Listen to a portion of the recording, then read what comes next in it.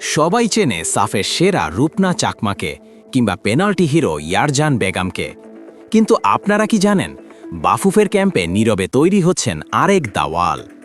Gloves হাতে যার ক্ষিপ্রতা আর সাহস দেখে কোচরাও মুগ্ধ।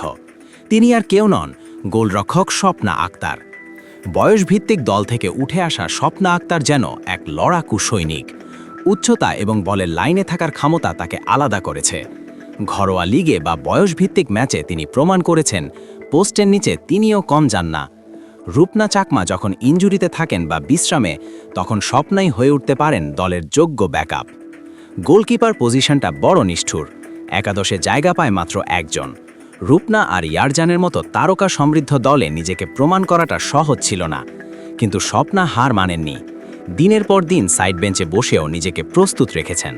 তার লক্ষ্য একটাই, জাতীয় দলের ১ নম্বর জার্সিটা একদিন নিজের করে নেওয়া। ফুটবল বুদ্ধারা বসেন, স্বপ্নার রিফ্লেক্স এবং ডাইভিং স্কিল ভবিষ্যতে বাংলাদেশকে অনেক ম্যাচ জেতাবে। বাফুফে যদি তাকে সঠিক পরিচর্যা করে, তবে রূপনার অবসরের পর আমাদের গোলপোস্ট অরক্ষিত থাকবে না। গোলরক্ষক স্বপ্না আক্তার কি পারবেন রূপনা চাকমার যোগ্য উত্তরসূরি হতে? আপনারা কি তাকে জাতীয় দলের মূল একাদশে দেখতে চান? কমেন্টে জানান।